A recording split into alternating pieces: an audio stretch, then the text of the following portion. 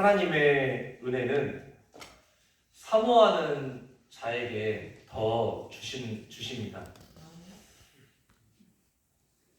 우리 성도님들은 은혜를 사모하는 마음으로 이 자리에 나오셨습니까? 정말 그러십니까?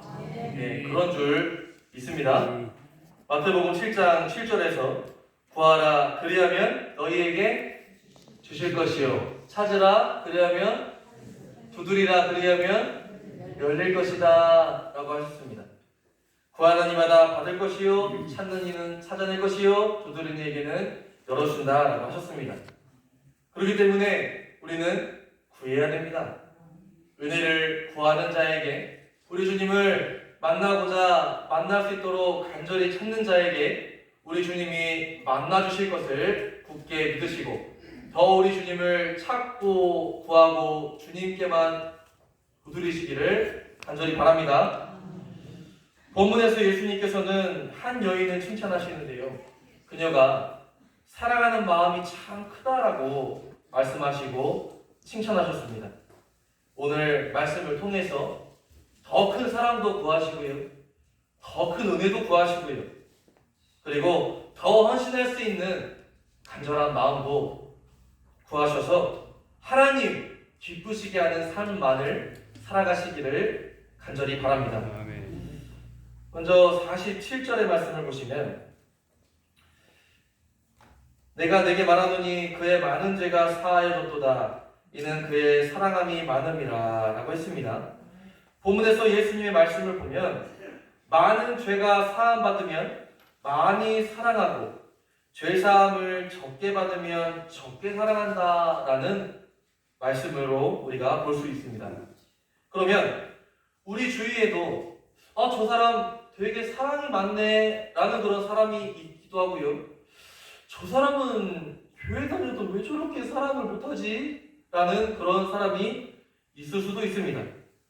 그러면 오늘 말씀을 보면서 사랑이 많은 사람을 보면서 속으로 지은 죄가 많아서 그랬구만, 지은 죄가 많아서 그 죄를 사함받아서 사랑을 많이 하는구만, 이렇게 생각해도 괜찮을까? 그것은 아니라는 겁니다. 왜 그러냐면 먼저 우선 우리가 서로를 볼 때 누구를 비판하면 안 된다는 것인데요, 왜 비판하면 안 되냐 하면 그 비판을 내가 다시 받게 되기 때문입니다. 마태복음 7장 1절에서 비판을 받지 아니하려거든 비판하지 말라 라고 했고 너희가 비판하는 그 비판으로 너희가 비판을 받을 것이다 라고 했습니다. 그리고 남을 비판하려거든 내 눈에 있는 들보 먼저 빼내라고도 말씀하셨는데요, 왜 제가 비판에 대한 말씀을 드리고 있냐면 지금 본문에 나오는 이 여인, 예수님께서 인정하시고 칭찬하신 이 여인이 한 바리새인으로 하여금 비판을 받고 있습니다. 죄인이라는 비판을 받고 있거든요.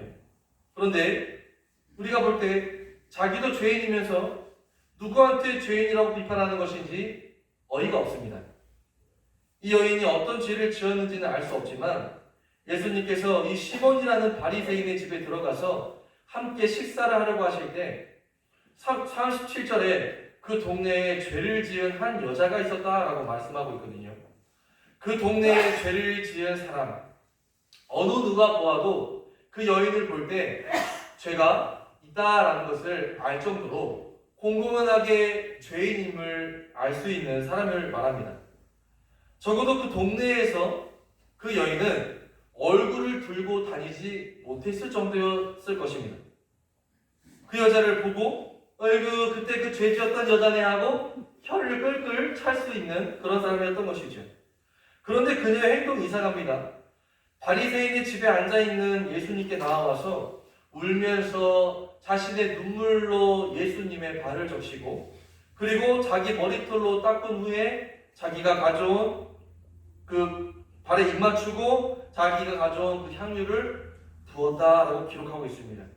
그러면 왜 여인은 눈물을 흘리면서 예수님께 나와왔을까? 정확한 내용이 나오지 않기 때문에 추측해야 되는데 추측하기로는 두 가지가 있습니다. 먼저 사람들에게 손가락질을 받았던 그녀는 자신의 죄에 대한 큰 슬픔을 가지고 예수님을 찾아왔을 수도 있다는 것입니다. 예수님의 소문을 듣고 자신의 죄의 문제를 해결해 주시기를 바라는 믿음으로 나왔을 가능성이 있고요. 두 번째 추측으로는 이미 세례 요한을 추종하는 자일 수도 있고, 그래서 자기 죄를 이미 고백했던 자다라고 할 수 있습니다. 이미 베풀어 주신 은혜에 감사하는 마음으로 간직하던 향유를 선물로 드리려고 예수님께 나왔을 가능성이 있습니다. 중요한 것은 두 추측에서 공통되는 사실은 무엇이냐면, 예수님이 어떤 분이신지를 이 여인은 알고 있었게요? 모르고 있었게요? 알고 있었다라는 것입니다. 예수님께서 죄를 사하시는 분이라는 것은 앞에서 누가복음 4장에서도 나오는데요. 4장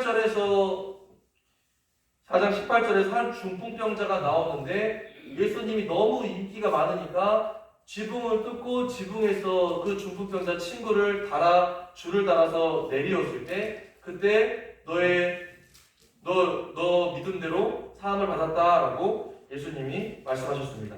죄사함을 받았느니라. 그리고 예수님에 대한 소문은 예수님이 어디를 가시든지 다 소문이 퍼졌다라고 성경 곳곳에 계속 기록되어 있기 때문에, 본문에 나오는 이 여인이 예수님께 나온 것, 예수님께 자신의 죄의 문제를 가지고 나온 것, 예수님께 은혜를 받으러 나온 그것은 너무나 자연스러운 상황이었던 겁니다. 소문을 들어서 나왔다는 것이죠. 감사의 눈물인지 회개의 눈물인지는 알 수 없지만, 그녀는 자신의 죄의 문제를 예수님께로 가지고 나왔습니다. 속죄에 대한 감사일 수도 있고, 지은 죄에 대한 회개로서 예수님께 나온 것입니다. 제가 방금 전에 말씀드렸는데, 동네 사람들이 다 집 밖에만 나왔다 하면 손가락질을 하거나 수근수근대는 그런 취급을 받는 여인이었습니다. 그런 여인이 인기 많으신, 사람들을 구름대처럼 몰고 다니시는 예수님이 계시는 그 집에 이렇게 나올 수 있었던 것, 대단한 용기였던 것입니다. 그 용기도 대단히 칭찬받아 마땅하다는 생각을 합니다. 요한복음 8장 3절에서 5절에서도 가늠하다 현장에서 걸린 여인에 대하여 나오는데, 이 여인에 대하여 서기관들과 바리새인들은 율법에서는 이런 여인을 돌로 쳐서 죽이라고 하는데 어떻게 할까쇼 하면서 예수님을 시험하는 그런 모습이 나옵니다. 예수님께서는 지혜롭게 말씀하시죠. 죄 없는 자가 돌로 치라. 그러자 어린아이부터 할 것 없이 어른에 이르기까지 다 그 자리를 떠나게 됩니다. 그러나 과연 그 여인이, 비록 예수님이 그 당시에 계셔서 아무도 돌로 치지 않고 떠나게 됐지만, 예수님이 안 계시는 상황에서 그 여인이 그 동네를 활보할 수 있겠습니까? 비록 예수님께서 말씀하셨기는 했지만, 그 여인은 똑같이 사람들이 볼 때 죄인이라는 낙인이 찍혀져 있는 것입니다. 그렇기 때문에 본문에서도 이 여인이 어떤 죄를 지었는지는 알 수 없지만, 이 여인이 지나갈 때마다 분명히 계속적으로 수군댔을 것이다. 이 여인이 예수님께 나온 것은 정말 큰 용기였다라는 것입니다. 바리새인 시몬이 생각했을 때에도 죄인인 저 여인이 예수 선생을 만졌다면 죄인을 멀리해야 되는 게 아닌가, 예수님이 라는 그런 생각을 했을 것입니다. 그리고 이 생각은 그 여인이 지은 죄를 아는 모든 사람들이 할 수 있는 생각이었을 것이고, 그녀는 동네에서 따돌림 당하는 사람이다라고 할 수 있는 것입니다. 그런 여인이 예수님께 나온 것은 대단한 용기요, 대단한 믿음으로 볼 수 있습니다. 우리가 전에 살펴봤던, 제가 말씀드렸었지만, 혈루증 앓았던 여인이 예수님께로 나와 옷가를 만져 그 믿음으로 자신의 병을 치유하고 또 구원받은 사실이 있었고, 그리고 지난주 오전 예배 때 살펴보았던 나병 환자들이 예수님께 나와서 그 병을 고침받았던 그런 것도 다 예수님께 나온 것 자체만으로도 대단한 믿음이었다라고 평가할 수가 있습니다. 이처럼 누군가에게 손가락질 받았거나 따돌림을 당하는 사람이 인기 많은 예수님께 나온 것, 또 많은 사람들에게 손가락질을 받을 수 있는 그런 위험한 상황에 노출되는 것도 마다하지 않고 주님께로 나온 것은 대단한 용기였다는 것입니다. 39절을 보시면은 이 사람이 만일 선지자라면 자기를 만지는 여자가 누구며 어떠한 자, 곧 죄인인 줄을 알았으리라 라고 말씀했습니다. 그 당시에는 죄인과 친구가 되면 또한 많은 사람들의 손가락질을 받아야 했습니다. 이 여인과 같이 식사를 했다면은 예수님도 똑같이 뭐가 되는 거죠? 죄인이 되기 때문에 그렇습니다. 손가락질을 받지 않기 위해서라도 이 죄인을 멀리해야 되는 그런 상황이었던 것인데요. 만약 여인이 예수님이 아니라 다른 사람에게 저렇게 했다. 예수님의 발이 아니라 다른 사람의 발을 저렇게 하려고 했다라고 하면은 그 사람은 여인이 발을 만지기도 전에 소스라치게 놀라면서 저리 꺼져! 하면서 그렇게 그 여인을 매몰차게 멀리 했을 것입니다. 왜요? 죄인이 되지 않으려고. 다른 사람들에게 손가락질 받지 않으려고. 그러나 예수님은 그렇게 하지 않으셨죠.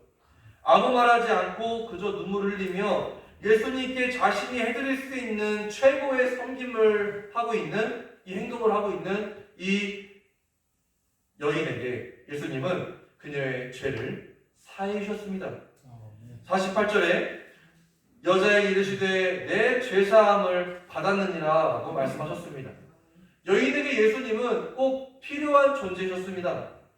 예수님만이 죄를 사해 주실 수 있는 분이시기 때문이죠. 마태복음 9장 6절에서 인자가 세상에서 죄를 사하는 권능이 있는 줄을 너희로 알게 하려 하노라 라고 했고요.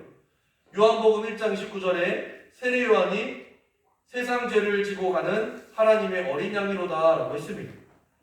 로마서 3장 23절에 모든 사람이 죄를 범하였음에 하나님의 영광에 이르지 못하더니 그리스도 예수 안에 있는 성령으로 말미암아 하나님의 은혜로 값없이 의롭다 하심을 얻은 자 되었다라고 말씀합니다. 여인이 예수님께로 나온 것은 참 잘했습니다.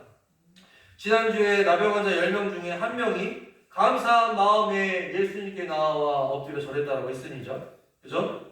근데 그것도 잘했다고 평가했죠.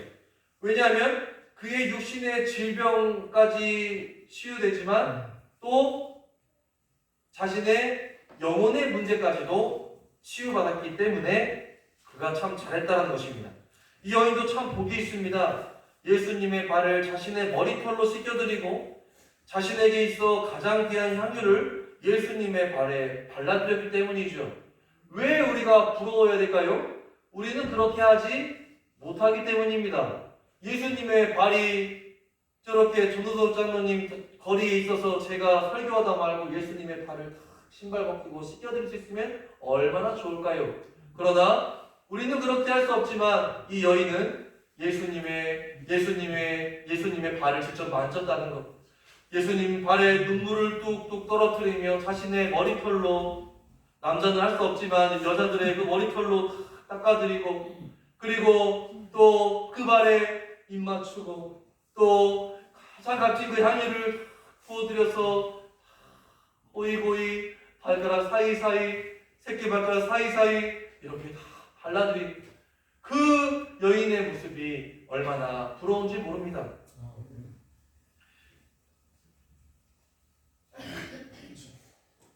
우리는 할 수 없는 그런 일들을 이 여인은 했다는 것입니다. 모든 그리스도인들의 부러움을 한 몸에 갖고 있는 여인이죠. 이 여인은 자신이 용서받은 죄를 분명하게 알고 있었습니다. 내가 예배를 통해, 우리 성도님들이 예배를 통해서 은혜 많이 받았습니다 라고 그렇게 말씀하시는데, 이 은혜 받았다라고 할 수 있는 이 근거가 무엇인가? 내가 죄에 대하여 어떤 점을 깨달았는가에 달려있다는 것입니다. 그게 바로 은혜다라는 것입니다. 무턱대고 너 은혜 받았어 오늘, 그게 아니라 내가 죄에 대하여서 얼마만큼 깨달았는가, 말씀에 대하여 얼마만큼 내가 하나님 앞에 회개하였는가, 죄에 대하여 돌아섰는가, 그게 바로 은혜를 받았다라고 할 수 있다는 것입니다. 그러기 위해서는 내가 용서받은 것이 어떤 것인지를 분명하게 알아야 되는 것이죠. 여인은 그것을 정확하게 알고 있었다는 것인데 예수님께서는 이 시몬이라는 바리새인에게 41절에서 한 비유를 들려주시면서 이 시몬에게도 알려주십니다. 어떤 사람에게 빚진 자가 두 사람이 있는데 어떤 사람에게 빚진 자가 두 사람이 있는데 500데나리온과 50데나리온을 각각 빚진 사람에게 그 돈을 받지 않고 내가 눈 감아줄게. 이제 됐어. 빚 없는 걸로 하자. 라고 그렇게 해서 빚을 탕감해줬다. 라고 하면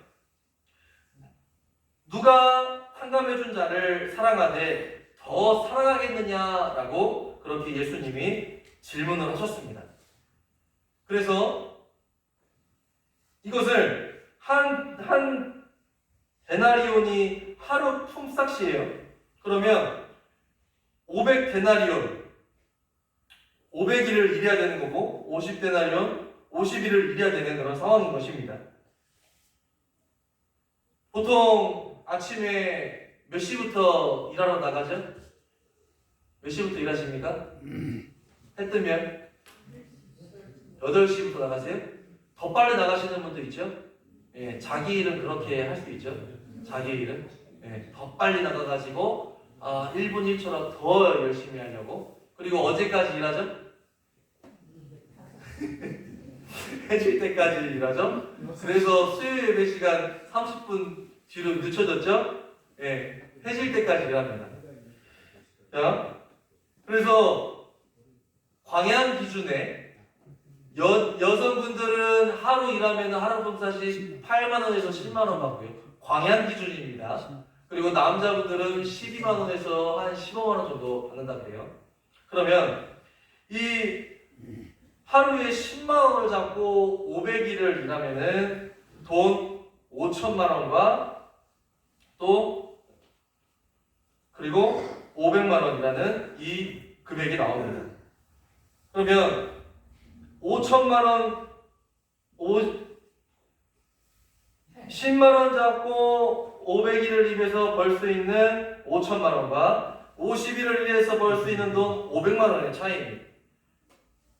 500데나리온 말고 이렇게 우리나라 금액으로 하니까 조금 더 와닿게 되죠? 어떤가요? 네, 500데나리온, 50데나리온 뭔가 500원 같고 50원 같지만 5천만원이고 500만원 하니까 뭔가 좀 와닿잖아요? 그래요, 안 그래요? 네. 그럽니까, 안 그럽니까? 그렇습니다. 잘했다고 좀 칭찬 좀 받으려고 하니까 저도 할머니께 전화해서 여쭈려고 했는데 그렇게 답변이 없어요. 관심이 많구나라고 좀 생각하시면 얼마나 좋아요. 자, 5천만원을 탕감받은 사람과 500만원을 탕감받은 사람이 있어요. 그러면은 누가 더 감사할까요? 5천만원. 예, 500만원 탕감받은 사람이 먼저 정말 감사합니다 하고 했다면은 그 모습을 보고 큰절하면서 5천만원 받은 사람은 감사합니다 그러겠죠? 예, 탕감받은 그 금액만 보더라도 정말 더 감사를 표현하고 더 사랑하게 될 수가 있다는 겁니다. 예, 감사할 수 있다는 것이죠.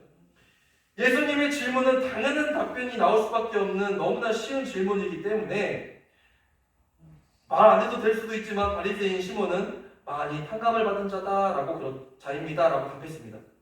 그러면서 예수님은 여인이 자신의 죄에 대하여 사함받은 사실에 얼마나 감사하여 예수님께 사랑을 표현하고 있는지를 설명하시는데 44절부터 보시면은 그 여자를 돌아보시며 시몬에게 이르시되 이 여자를 보느냐 내가 내 집에 들어올 때 너는 내게 발 씻을 물도 주지 아니하였으되 이 여자는 눈물로 내 발을 적시고 그 머리털을 닦았으며 너는 내게 입 맞추지 아니하였으되 그는 내가 들어올 때로부터 내 발에 쪽쪽쪽쪽 입 맞추기를 그치지 아니하였고 너는 내 머리에 감람류에 붙지 아니하였으되 그는 향유를 머리가 아니라 내 발에 부었느니라 라고 그렇게 말씀하셨습니다. 흥미로운 것은요, 바리새인 시몬과 여인의 행동을 비교하셨다는 것입니다. 왜 시몬과 여인을 비교하셨을까? 여인은 죄사함을 받았지만 바리새인은 죄사함을 받지 못했을 수도 있고요. 그 용서받은 것이 지극히 작았을 수도 있습니다. 왜 그러냐면 이 바리새인 이 시몬은 자신의 죄가 무언지 정확하게 몰랐기 때문입니다. 그래서 자신의 죄를 몰랐기 때문에 저 여인을 보면서 정죄했다는 것이죠. 내가 그만큼 죄를 지었다라고 한다면은 저 여인을 욕할 수 있습니까? 못합니까? 못합니다. 그래서 예수님께서 죄 없는 자가 돌로 치라 라고 그렇게 말씀하셨을 때 친자가 있었습니까? 없었습니다. 죄를 짓지 않는 자가 한 사람도 없다라는 것입니다. 그렇기 때문에 교회로 나오는 세상 사람들 담배 필 수도 있습니다. 술 마실 수도 있습니다. 그런 사람들을 들어오자마자 담배 냄새 풀풀 쫓겨난다 그러면서 나가라고 쫓아낼 겁니까? 그런 사람들이 와야 되는 교회가 어디라고요? 교회다라는 것이죠. 성도님들은 술 안 마셨습니까? 담배 안 피셨습니까? 그런 과거가 다 있잖아요. 그죠? 예. 그러나 변화된 것이죠. 예. 성령님이 나를 성전 삼으셔서 변화시켜 주신 것이죠. 그 은혜 우리가 또 감사하면서 터울이 주님 영광을 위해서 살아가고 있습니다. 그렇기 때문에 우리가 죄가 있는 사람일지라도 바리새인, 여기 나온 바리새인처럼 손가락질 하면 된다 안 된다? 안 된다라는 것입니다. 예수님은 여인의 죄사함의 양을 두고 말씀하시는데 그녀가 받은 죄사함의 양이 많으므로 그녀가 많이 사랑한다라고 말씀하셨습니다. 사랑이 많기 때문에 구원을 받았다는 것은 아니죠. 왜냐하면 50절에서 예수님께서 무엇 때문에 구원받았다고 말씀하십니까? 50절에 정신을 빡빡 차려야 됩니다. 무엇 때문에 구원받았다 그러니까 50절에? 예? 50절이 아니에요? 믿음으로. 네. 믿음으로 구원받았다라고 말씀하시기 때문에 여인이 사랑이 많아서 너가 사랑이 참 많구나 내가 너를 구원해야 되겠다라가 아니죠. 믿음으로 구원받았습니다.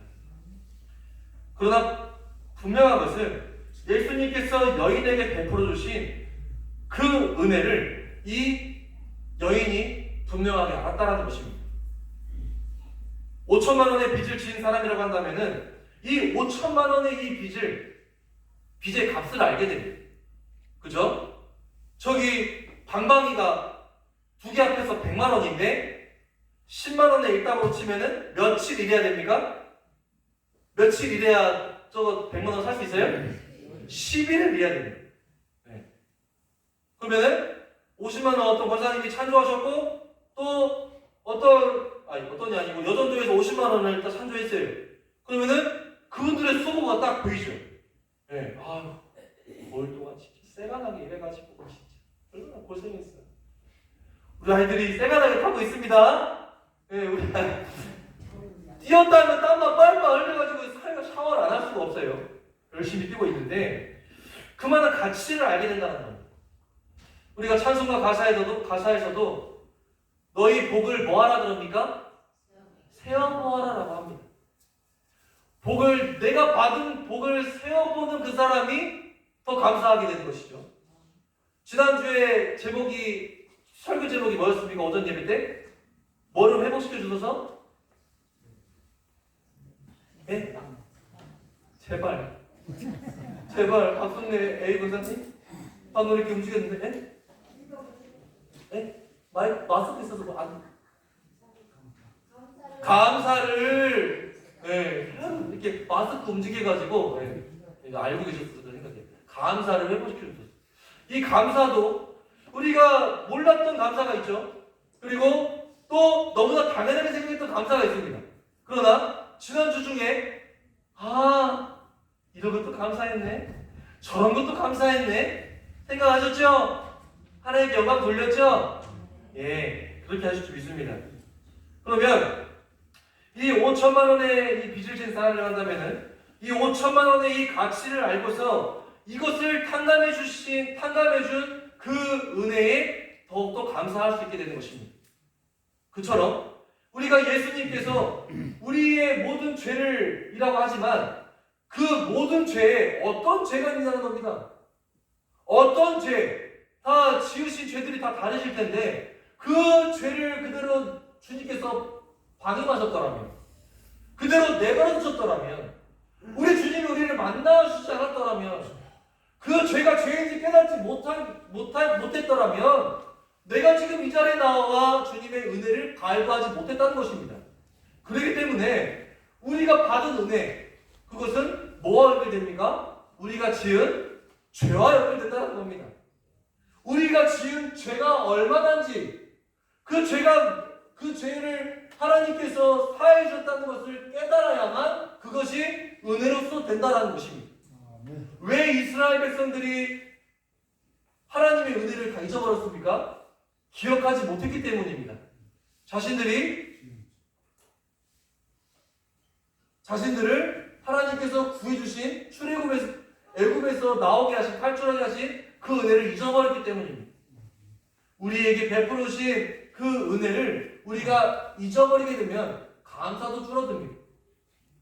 성도님들을 볼 때 제가 은혜가 많은 것 같아요? 적은 것 같아요? 많은 것 같아요? 아멘. 할렐루야. 예. 그게 은혜죠. 예. 제가 말씀을 전하고 기도하는 눈물 한 방울 흘리지 않아요. 이야, 진짜 독하다, 독해. 눈물 한 방울 안 흘리네. 생각하는 분들은 없겠지만, 그러나 우리의 마음의 감동이 또한 눈물로서 작용되지 않습니까? 예. 그 은혜를 생각하고 어떻게 눈물을 흘리지 않을 수 있습니까?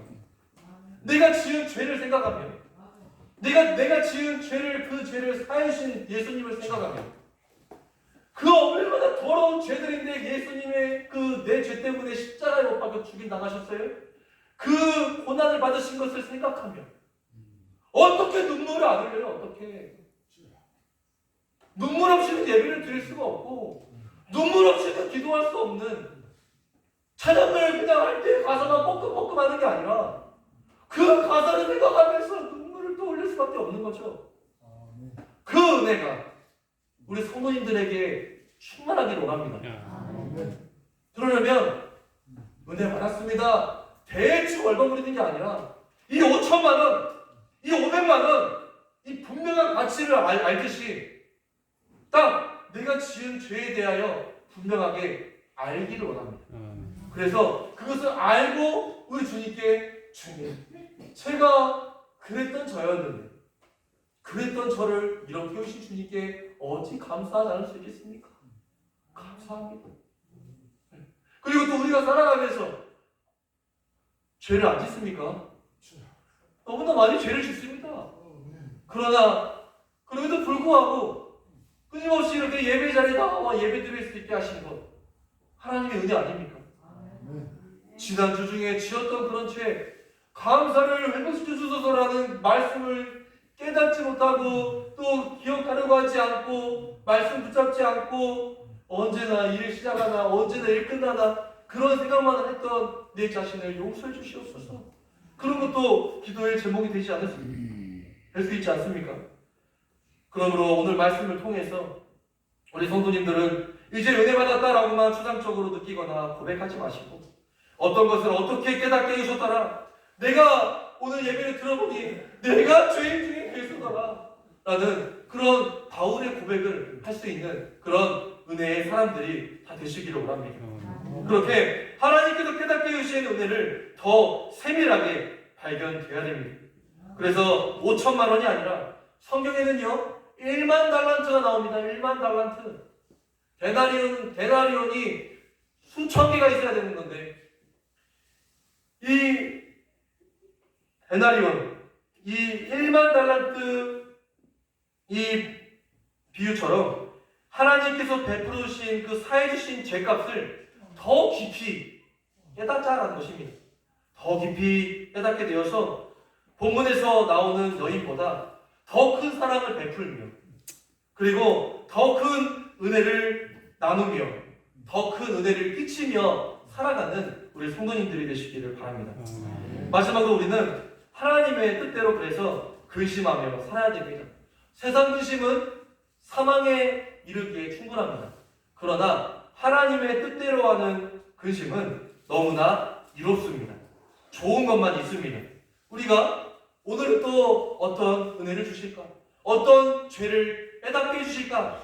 그런 걱정이 있을 수 있지만, 왜냐하면 내가 죄를 깨닫게 되면 더 슬프죠. 그러나 그 슬픔 가운데 하나님의 은혜가 주어지기 때문에 하나님의 뜻대로 하는 이 근심이 얼마나 값진 근심인가라는 것입니다. 고린도서 7장 11절에 보라, 하나님의 뜻대로 하게 된 이 근심이 너희로 얼마나 간절하게 하며 얼마나 변증 있게 하며 얼마나 분하게 하며 얼마나 두렵게 하며 얼마나 사모하게 하며 얼마나 열심히 있게 하며 얼마나 벌하게 하였는가? 너희가 그 일에 대하여 일체 너희 자신의 깨끗함을 나타내었다라고 했습니다. 교회에 나오는 우리의 마음이 하나님의 뜻대로 하는 이 근심 속에 있게 되기를 원하고요. 그 근심이 말씀 안에서 분명하게 깨달아지고 더 간절한 마음을 갖게 되고 더 간절하게 사모하게 되고 더 간절하게 열심히 있게 되고 주를 위해서 열심히 살아가고 주님 영광 위해서 최선을 다하고 주님께서 내게 주신 사명을 더 하루라도 더 살아보고자 최선을 다하고 주님 앞에 기도하고 내 육신이 연약하다면 더 강해지기를 간구하고 그렇게 하나님 앞에서 더 열심히 주님 위해서 헌신하게 되는 그런 복된 삶을 살아가시기를 예수님의 이름으로 축원합니다. 기도하겠습니다.